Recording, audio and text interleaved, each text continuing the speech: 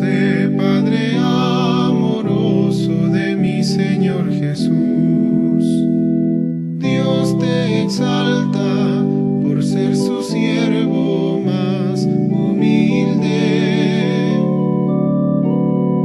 San José, la Iglesia aclama tu divina protección.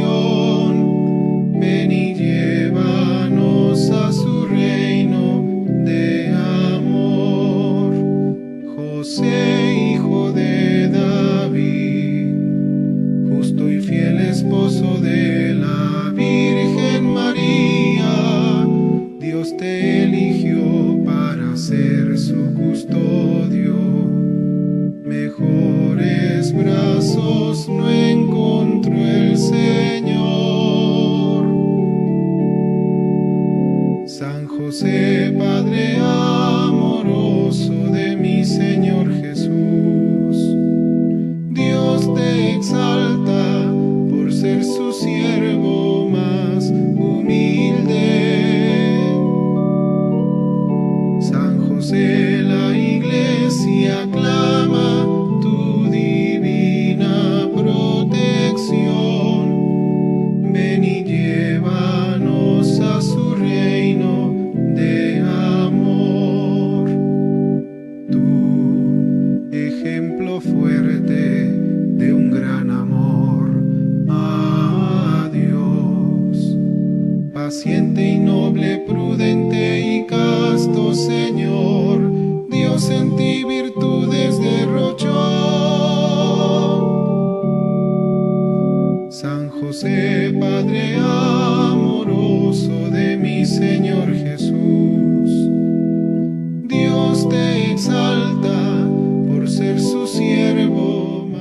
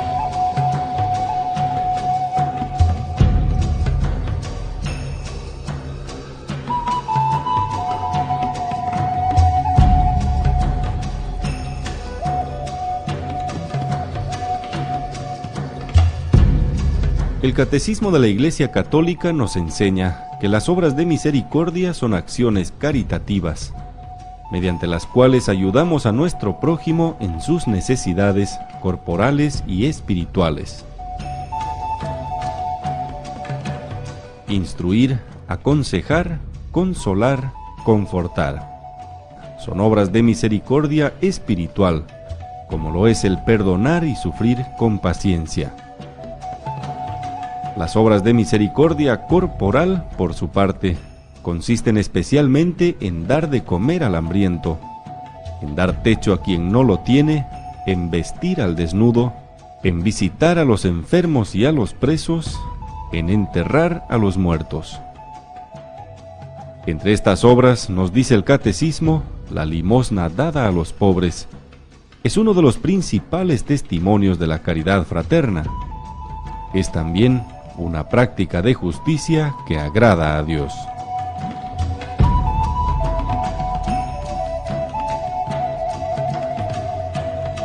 Cristo mismo nos enseñó la práctica del servicio como un estilo de vida, pagar al amor con amor. Pues así como la vida misma nos vino gratuitamente, debemos responder a ese don recibido de Dios, brindando amor a nuestros hermanos.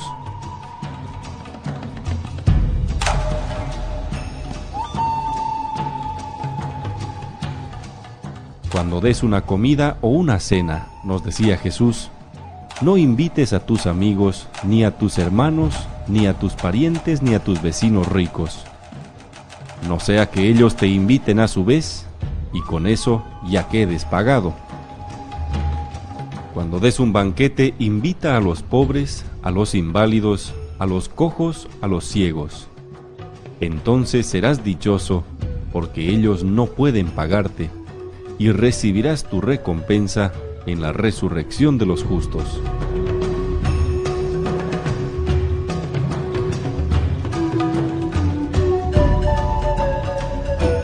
Bienaventurados los misericordiosos, porque hallarán misericordia.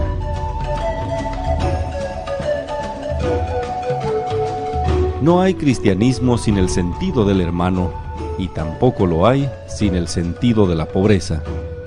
Más aún, para Jesús, el compromiso con el hermano pobre es uno de los criterios decisivos en orden a nuestra salvación.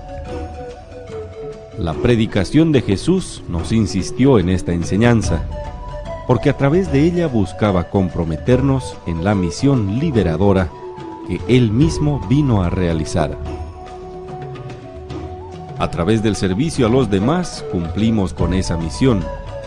Los liberamos de sus fatigas, los acercamos agradecidos al Señor y trabajamos por nuestra propia redención. Nos unimos a Dios a través de la misericordia.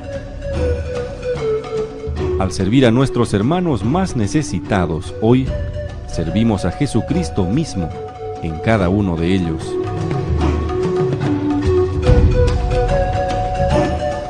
Él llamó a los pobres bienaventurados. Su evangelización y liberación son signos privilegiados de que la salvación ya está presente entre nosotros, de que se está construyendo el reino de Dios.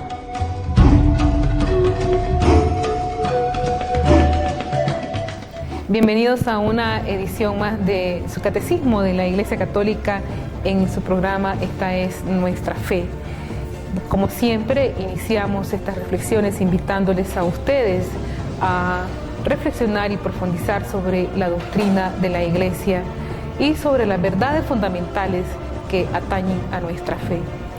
Hoy, el día de hoy, vamos a tratar de profundizar sobre un aspecto muy interesante y también sobre una pregunta que se hace continuamente la gente en relación al dinero en la iglesia, al uso del dinero en la iglesia. Bien, vamos a partir entonces de una crítica que hizo una revista, The Economist, y exigió abiertamente en una de las editoriales semanales que la iglesia renuncie a su estatus diplomático especial y se defina, dice, como lo que realmente es la organización no gubernamental más grande del mundo.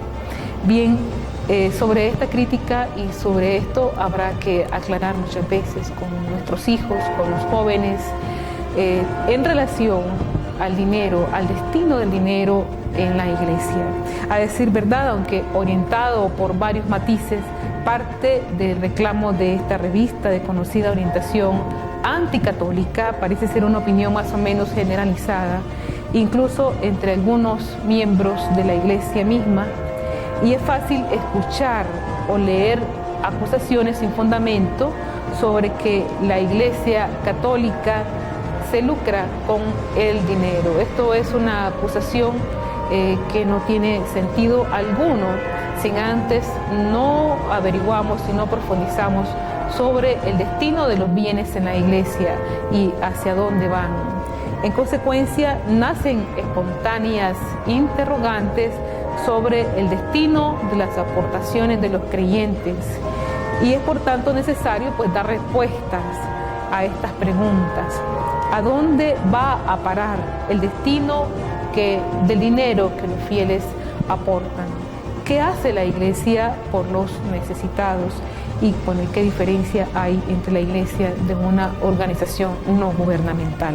Ciertamente que la iglesia destina parte de sus recursos económicos principalmente a 4 áreas: sostener al clero y a sus ministros, al ejercicio del apostolado en diversas formas y en distintos ámbitos en la vida pública, mantener el culto y las actividades religiosas. Se incluye pues la conservación de los templos y obras que la Iglesia administra, así como el sueldo de laicos contratados para ayudar en ello. Y las acciones pastorales, caritativas, formativas y de promoción social, pues que son tan inmensas. Vamos a centrarnos en este último punto, pues él suele ser el más olvidado, el que no enfocan directamente los que atacan a la Iglesia, y es precisamente la acción pastoral, caritativa, formativa y de promoción social que realiza la Iglesia Católica en todo el mundo. Posiblemente pues la mayor tragedia de los pobres, los marginados, los enfermos, los ancianos, etcétera, es la de no poder escuchar su voz ante quienes pueden ayudar a paliar o cambiar su situación. Y en este sentido, el Papa presta uno de los servicios más nobles e importantes al ser la voz de los que no tienen voz. Precisamente por ello, constantemente en audiencias, discursos, mensajes y cartas a líderes políticos y económicos, tanto su santidad el Papa Emérito Benedicto XVI como muchos de sus antecesores han abordado de frente el tema de la pobreza, promoviendo y potenciando proyectos que ayuden a quienes la padecen, incluso y sobre todo en foros gubernamentales. De esta manera, pues la Iglesia trata de enfocar sus mensajes, sus discursos, una manera de poder ayudar a tantas personas en el mundo que son olvidadas, y precisamente se ocupan estos foros públicos en los que el mensaje de la Iglesia llega a tomar conciencia en el corazón de muchos políticos. Concretamente, hoy se ataca recurrentemente a la Iglesia en relación para poner sospecha sobre hacia dónde va el dinero que aportan los fieles en la Iglesia.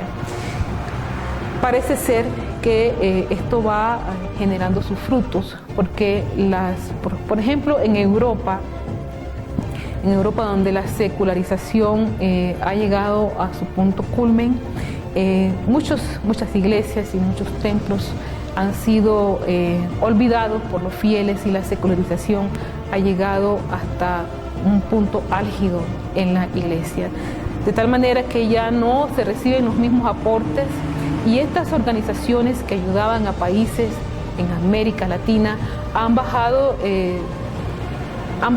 su ritmo de ayuda a los países pobres, a países subdesarrollados, a países del tercer mundo, precisamente porque los fieles ya no aportan, ya no llegan a los templos, y estas organizaciones cubrían grandes partes de obras sociales en América Latina, en los países del tercer mundo, en países en desarrollo. Bien, alzar la voz por quienes no la tienen y perseverar en ese servicio posee ya un gran mérito, pero no es lo único que se hace. También está la ayuda monetaria real a nombre de la Iglesia Universal. Y en esto la Santa Sede ha institucionalizado su ayuda caritativa, y desde 1971 ha creado el Pontificio Consejo Corum, un organismo creado por Pablo VI para expresar la solicitud de la Iglesia Católica hacia los necesitados para que se favorezca la fraternidad humana. Y uno de los objetivos de este dicasterio romano es la de ser un instrumento ejecutivo del Papa cuando él desea emprender iniciativas humanitarias en caso de calamidad o en el campo de la promoción humana. De hecho, las cáritas diocesanas o las cáritas de las iglesias particulares que van teniendo sus redes en las cáritas parroquiales también realizan un gran trabajo callado, silencioso, pero que abordan diferentes aspectos y diferentes dimensiones de la vida social y de la vida de la caridad en la Iglesia. aunque ciertamente a veces no es muy público, pero sí se hace necesario que nosotros conozcamos, que promovamos las obras sociales que realiza la Iglesia, para que de esta manera pues se tenga cierta transparencia y las personas no caigan en la sospecha, no caigan en la duda hacia dónde va el dinero en la Iglesia.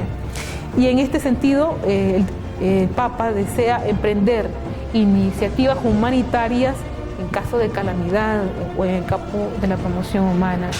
Por ejemplo, con el último terremoto que hubo en Haití, las Cáritas se desbordaron en ayuda y todavía las Cáritas son las que mantienen bastante la ayuda y la promoción social en estos países. Y ahí están como ejemplos los donativos de más de $100.000 para los afectados por el terremoto, también en Perú en el año 2007, y para las víctimas del conflicto bélico en Georgia. No solamente en catástrofes naturales, también la Iglesia se hace presente en regiones conflictivas que están en guerra y que también desplazan a millones de personas, y que la Iglesia atiende a los migrantes, a los desplazados, etc. Es precisamente Corunum la encargada de seguir, coordinar y acompañar la actividad de las Cáritas Internacionales, la confederación de más de 160 organismos caritativos esparcidos por el mundo.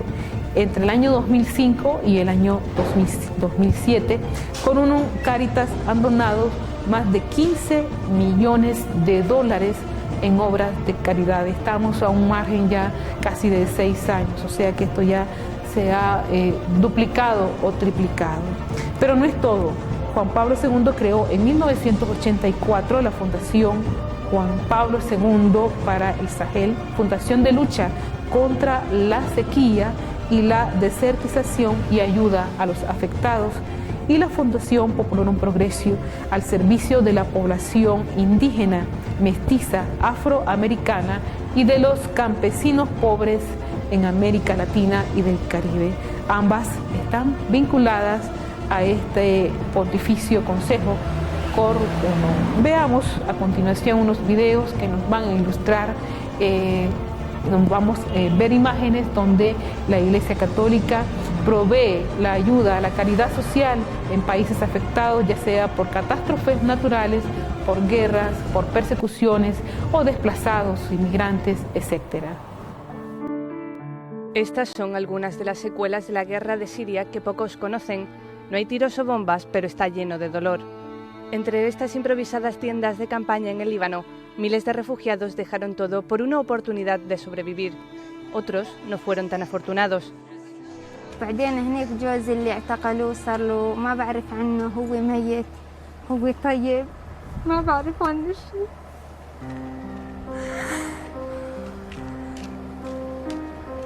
يا ريت يجيني خبر بس انه طيب ما بدي شيء اكثر من هيك. El sacerdote Simón Fataoul es presidente de Cáritas en Líbano. Durante casi 2 años ha visto directamente los efectos devastadores del conflicto. De hecho, fue él quien acompañó al cardenal Robert Sarah, enviado del Papa, a los campos de refugiados de Líbano, y en los que el cardenal pudo encontrarse con algunos de las personas que viven allí. Como la señora que vino al campo de refugiados con un bebé de 4 meses y le pidió que se llevara a su niño. Le dijo, por favor, cójalo, quizá con usted su vida esté a salvo ya que su padre murió. Desde que el conflicto comenzó en abril de 2011, Cáritas ha proporcionado una ayuda clave a más de 40.000 refugiados, sin hacer distinción de su religión, desde comida hasta colchones y medicinas.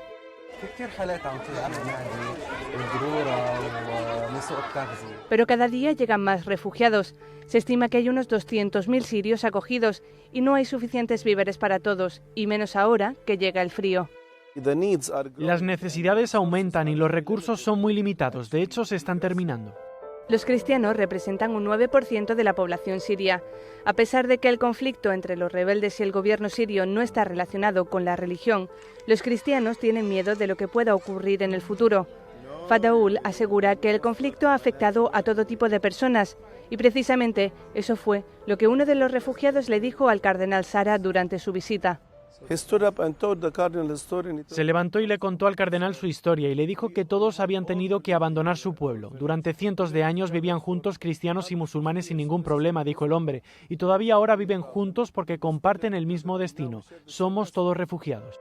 Como no se sabe cuándo mejorará la situación, Cáritas Líbano continúa trabajando con quienes lo necesitan, dándoles ayuda, donaciones y también recursos, pero sobre todo pidiendo ayuda para poder llevarlo a cabo.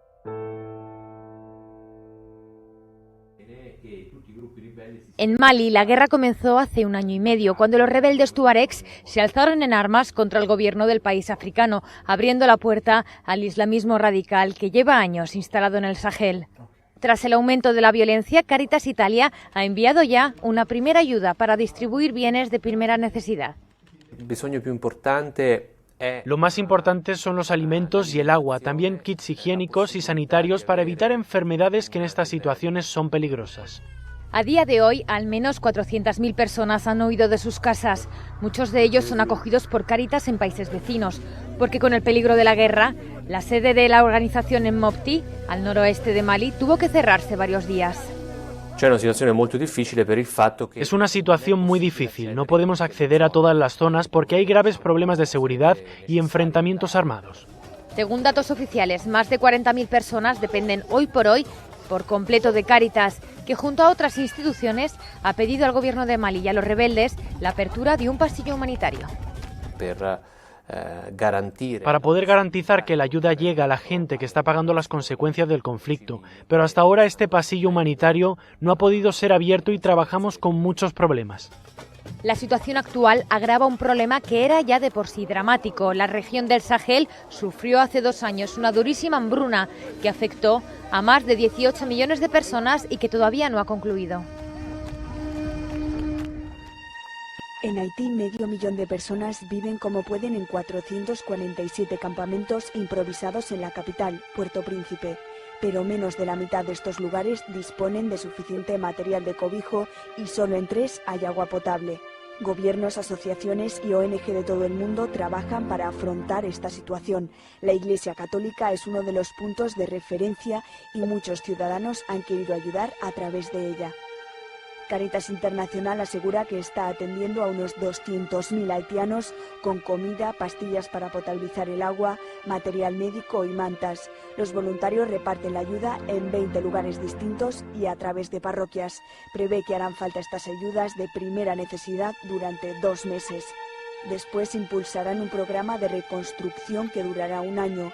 Por el momento, la ONG ha recibido $33 millones, aunque pide 42 para hacer frente al desastre. La Catholic Relief Service, la agencia internacional de ayuda de los obispos de Estados Unidos, ha enviado $25 millones, de los que 17 millones provienen de donaciones. La lista de entidades y congregaciones religiosas que ayudan en Haití es enorme. Ayuda a la Iglesia que sufre envió en un primer momento $70.000. Ahora prepara otro envío de $100.000 para asistir a más de 200 seminaristas que se han quedado sin nada. La ONG española Manos Unidas ha enviado más de $500.000. La Iglesia promete que no solo asistirá a los afectados en estos primeros momentos, sino que seguirá trabajando con los haitianos como lo hacía hasta ahora. Por eso sigue pidiendo donaciones.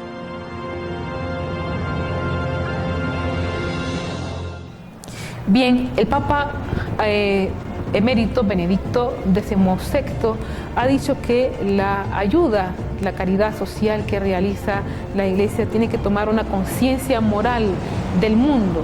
Es un hecho, ninguna otra institución en el mundo lleva adelante una actividad social de ayuda humanitaria y de asistencia como lo hace la Iglesia Católica. Ciertamente que no se tiene lo suficiente para ejercer la publicidad que pueda dar impacto en la sociedad y que ésta también pueda comprender o entender hacia dónde es que se dirige las aportaciones de los fieles, el dinero de la Iglesia. No se tiene el mismo alcance, la misma publicidad de otros organismos o instituciones de ayuda, pero la Iglesia camina de manera silenciosa porque es parte de su naturaleza ayudar a los demás. Los lugares más recónditos son atendidos por religiosos o laicos católicos y esto es posible gracias a la generosidad de quienes dan su sí a Cristo, como aquellos que ayudan pues con bienes materiales. Muchas entidades han nacido y funcionan por raíz católica y su perseverancia en la fidelidad a esos principios que les dieron origen. La Iglesia no es una organización no gubernamental, porque más allá de sus acciones es ante todo la conciencia moral del mundo. La mayor aportación de la Iglesia no son únicamente sus obras, sino también sus palabras y su perseverancia en la defensa de ellas, de la ley natural, de la ética, que son valores que van inmersos, principios que van inmersos en su ayuda, en su apostolado, en las caridades sociales, en las obras de caridad que realiza la Iglesia. Ciertamente que su mensaje no puede desprenderse de la obra social. La Iglesia no es una ONG, porque no es fruto de un voluntarismo ni tampoco una iniciativa humana. Esto es muy importante. El Papa emérito Benedicto XVI, en su visita a Austria, decía: el cristianismo es algo más que un sistema moral. Es el regalo de una amistad que incluye una gran fuerza moral que tanto necesita hacer frente a los desafíos de nuestra época. Esa amistad del que habla el Papa es con Cristo, una amistad que se hace viva en las personas y que precisa de la oración para ser fecunda. Con razón decía pues la Madre Teresa, sin oración, la atención a los desheredados quizás se puede aguantar unos días, unas semanas, pero no de manera permanente entregando la propia vida. De hecho, pues la mística que rige las instituciones de ayuda de la Iglesia es precisamente esta unidad, esta unión, esta comunión con Cristo, que se da también a través de la oración. Esto no, sin la oración, las instituciones de ayuda, ahí sí se pueden convertir en organismos no gubernamentales, en organismos simplemente de ayuda, como hay muchísimos en nuestros países ya rotulados, que ayudan a través de obras de beneficencia, pero que no rigen sus principios en el Evangelio. Ahí sí nos podemos convertir en simples mercaderes de las obras sociales. No se puede comparar las necesidades económicas de la Iglesia en nuestros tiempos con las necesidades económicas del pequeño grupo de apóstoles reunidos en torno a Jesús. Algunos hacen dialéctica sobre este punto. Jesús nació pobre en Belén y el Papa en Roma vive en un rico palacio. Esta es otra crítica que se mete entre el colectivo de las personas y sin aclarar, sin decir algo, simplemente para poner la sospecha y alejar a los fieles de la Iglesia Católica. Desgraciadamente, quienes se alejan son nuestros mismos fieles. Cuando se crean este tipo de sospechas, muy agudas, por cierto, el mismo Jesús comparó a su Iglesia como un grano de mostaza que una vez sembrado se convierte en un gran árbol que cobija sus ramas a todas las aves del cielo. Jesús, por su ministerio itinerante y el reducido número de sus discípulos, no necesitaba casas ni posesiones. Sin embargo, necesitaba de la generosa colaboración de algunas personas, las cuales lo seguían y también le ayudaban con su dinero. Dice Lucas 8 del 1 al 3, le acompañaban los 12 y algunas mujeres que le servían con sus bienes. Ciertamente el apostolado itinerante del Señor en un momento determinado va a necesitar de los bienes, de la ayuda generosa de los fieles, de la limosna para poder ejercer el mantenimiento también de sus discípulos en esos caminos asolados y desolados de Jerusalén. Ellos tenían que comer. Bueno, ciertamente que sí, no vivían del aire, no vivían solamente como algo mágico, son seres humanos. El Señor se encarnó en nuestra historia y Él comía, compartía, se sentaba con sus discípulos, etc. Él es hombre y Dios verdadero. Necesariamente, pues, en un momento determinado tenía que vivir de la caridad y de la limosna de los demás. Por otra parte, Jesús, hablando muchas veces este es otro aspecto muy importante en el cual entramos al discernimiento. Estamos hablando del mal uso de las riquezas y del bien de la pobreza. Nunca profirió ninguna palabra en contra de la riqueza y esplendor del templo. Por el contrario, expulsó enérgicamente a los vendedores que profanaban la santidad del mismo. En el Antiguo Testamento es el mismo Dios quien determina la rica ornamentación de la tienda de reunión y luego del templo. Estamos hablando del libro de Levítico, que habla de cómo y de qué forma pues va a estar adornado su templo. Y esto nos manifiesta cómo el Evangelio enseña no se debe escatimar en ornamentar la casa de Dios, pues si así lo han entendido también los grandes santos, el santo cura de Ars, quien viviendo para sí en la extrema pobreza nunca fue mezquino en gastos para la casa de Dios. Bueno, cuando también hay otro tipo de críticas, ahorita que por los medios se pone de manifiesto el Vaticano, ya conocemos hasta la geografía, hemos hecho visitas virtuales al Vaticano sin necesidad de estar allá, ya conocemos sus corredores, etcétera, con esto de la publicidad y los medios de comunicación. Y mediante la dimisión del Papa Emérito Benedicto XVI, pues los medios nos han ayudado de esa manera a estar más cerca del Vaticano. Esa es una ventaja de los medios de comunicación. Pero también tenemos que ver el otro punto, donde ellos ponen el punto agudo y crítico para generar sospecha en las personas. Dice que no hay que perder de vista que se está hablando de bienes culturales, que son patrimonio de la humanidad y de los cuales la Iglesia no es más que la custodia segura. Estamos hablando que todos estos grandes templos, las basílicas, las iglesias, algunas ya tienen una trayectoria histórica y en ellas pues ya son patrimonio mismo de la humanidad. El Vaticano fuera de sus templos es un gigantesco museo, bibliotecas, etc. Si el Papa tuviese que vender esos bienes para ayudar a los pobres, con mayor razón tendría que vender cada nación y su estado sus propios museos y bibliotecas y patrimonios culturales para ayudar a los pobres en sus propios países. Esto tiene su lógica. Y se trata de una ridiculez y sin sentido, pues el hacer pasar estos bienes a personas particulares sería privar a todos los estudiosos y personas de todas las creencias religiosas que se benefician con ellos al ser puestos a la disposición general por la Santa Sede que los custodia.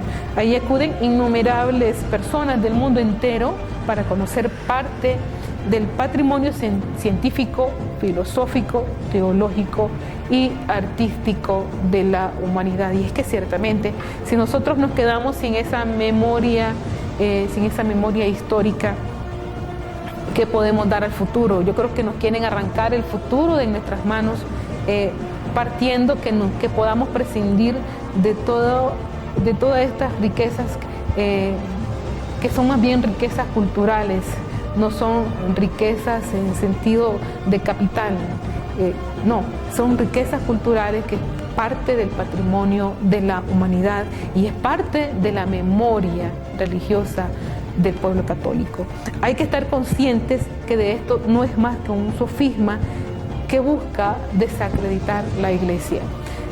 Hemos dicho que la Iglesia ha crecido enormemente desde los tiempos de Cristo y hay que tener presente por eso que como se ha explicado recurrentemente sobre esto el presidente de la Prefectura de los Asuntos Económicos, aun siendo una institución cuya tarea es estrictamente espiritual, necesita dinero para cumplir con su labor. La mayor parte de los gastos de la Santa Sede se destinan a mantener lo que se llaman actividades institucionales y una voz del presupuesto vaticano que abarca todos los organismos de la Curia Romana, congregaciones, consejos, tribunales, el sínodo de obispos, las oficinas, etc. En total, estas instituciones cuentan con 2.581 empleados. Se trata pues de todas aquellas personas que asisten más cerca al Santo Padre en su ministerio al servicio de la Iglesia en el mundo. Y qué decir ahora de las obras de caridad de la Iglesia extendidas en todo el mundo y particularmente en los países subdesarrollados o los llamados países del tercer mundo. Incluso hay obras que solo ocasionan pérdidas económicas, pero que se mantienen por el valor apostólico que representan, como por ejemplo el periódico El Observatorio Romano, que actualmente tiene un tiraje, tiene 36.000 suscriptores. Y por otra parte, la Santa Sede, así como muchas instituciones de la Iglesia, ayudan económicamente de manera que fue muy importante a las personas pobres. Para tener una idea, en los años 90, solo Cáritas Italiana distribuyó 34 millones destinados a 69 países de los 5 continentes. Estamos hablando de Cáritas de Italia. Y en cuanto a la caridad personal del Papa, él destina para las obras de caridad y para sostener las iglesias más necesitadas lo que se denomina el óvulo de San Pedro, que es fruto de las ofertas de los fieles para ayudar al Papa en su fin caritativo.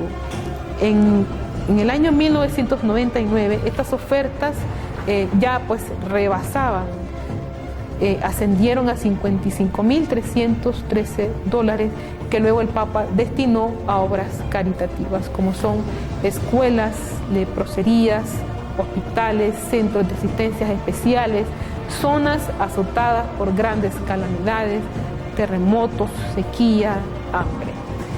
Así pues, la Santa Sede también ayuda al sostenimiento de los lugares santos y de las obras misionales. Estamos hablando que la Iglesia hace casi una labor de subsidiariedad con el Estado, porque ciertamente la Iglesia hace una gran labor en lo que es la educación, en las universidades, las escuelas, hospitales, etc. No se puede acusar a la Iglesia de que no ayude a los necesitados por el hecho de que no venda sus bienes culturales. Por el contrario, las grandes obras de misericordia que ennoblecen la humanidad han sido creadas e iniciativas de la Iglesia. Ella fue la que inventó los hospitales, los orfanatos, los hogares para discapacitados, los hogares para ancianos y las mismas universidades. Si hoy podemos asistir a una universidad, es gracias a la Iglesia. Y si hoy podemos acudir a un hospital, es gracias a la Iglesia, porque de ella partió esta iniciativa social de poder ayudar a los más necesitados, de llevar la educación y prolongar la educación a muchos países. De hecho, si no hay educación en un pueblo, no hay desarrollo. Y la Iglesia se preocupa por eso, para llevar la educación a todos los pueblos y a todos los lugares. Y en cuanto a la vida del Papa, él es una persona pública con una investidura, con una dignidad. Él vive modestamente, sin propiedades personales. Bien, y en esto hay una anécdota de Don Bosco, que dice que fue a visitar a Pío IX.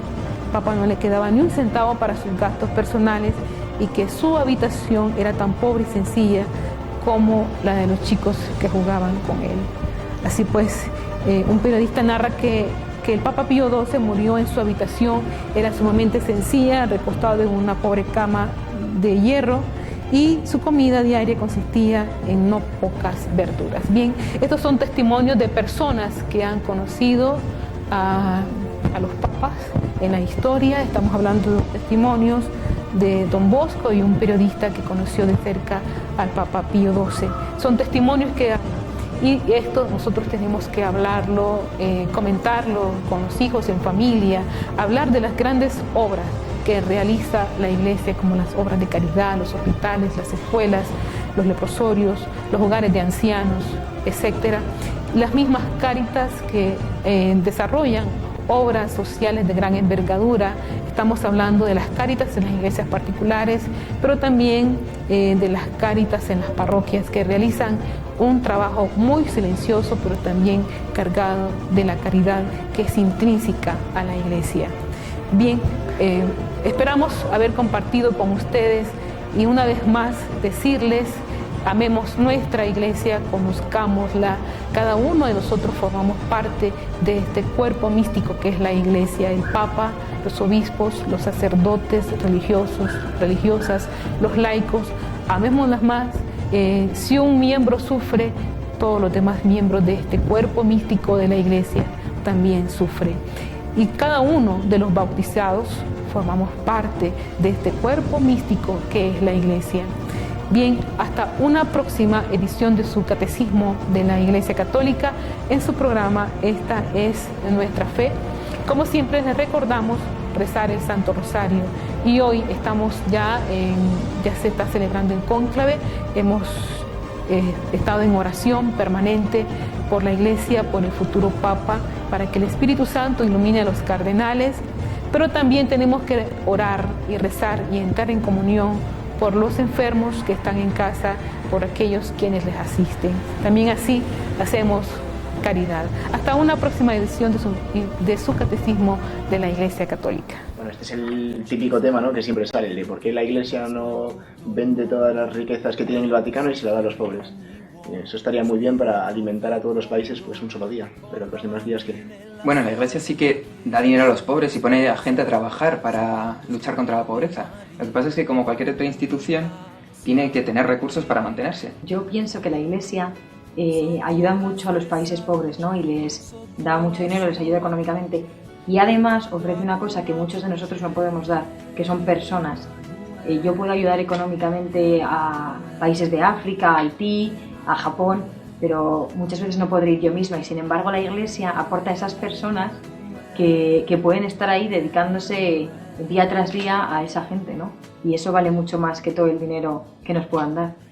Lo que yo creo que la gente no entiende es que al entrar a las iglesias pues ve muchos cálices, retablos, oro, y le llama la atención y da esa impresión de una institución que se dedica como a acumular tesoros.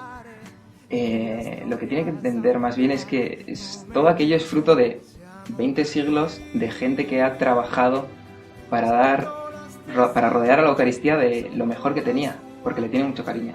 Si estás en una iglesia, estás pues presenciando a Dios, no es el templo de Dios. No le vas a poner algo cutre, no le vas a poner una cosa de cualquier manera. Pues entonces, según el nivel, pues las cosas tienen que ser de un modo u otro. Tú, pues en un meeting de política no vas a ir al sitio más cutre y de cualquier manera, ¿no? Pues igual para los cristianos, como es lo más importante, el Señor y Dios, pues vamos a ponerle algo a su nivel. Nuestra familia está formada por muchas razas, jóvenes y viejos, ricos y pobres, hombres y mujeres, pecadores y santos. Nuestra familia se ha extendido a través del mundo por siglos. Con la gracia de Dios comenzamos hospitales, establecimos orfanatos y ayudamos a los pobres. Somos la organización caritativa más grande del mundo. Educamos más niños que cualquier otra institución académica o religiosa. Desarrollamos el método científico y fundamos el sistema universitario. Defendemos la dignidad de la vida humana, el matrimonio y la familia.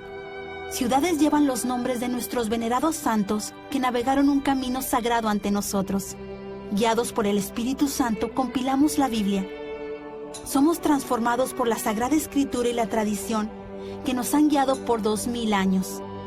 Somos la Iglesia Católica. Con más de 1 billón en nuestra familia, compartiendo los sacramentos y la plenitud de la fe cristiana. Por siglos hemos rezado por ti y por el mundo, cada vez que celebramos la Santa Misa. Jesús mismo sentó las bases de nuestra fe cuando le dijo a Pedro: tú eres Pedro y sobre esta roca edificaré mi iglesia.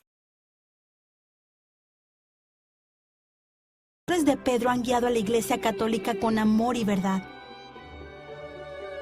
Y en este mundo lleno de caos, problemas y dolor, es reconfortante saber que algunas cosas permanecen consistentes, verdaderas y fuertes. Nuestra fe católica y el amor eterno que Dios tiene por toda la creación.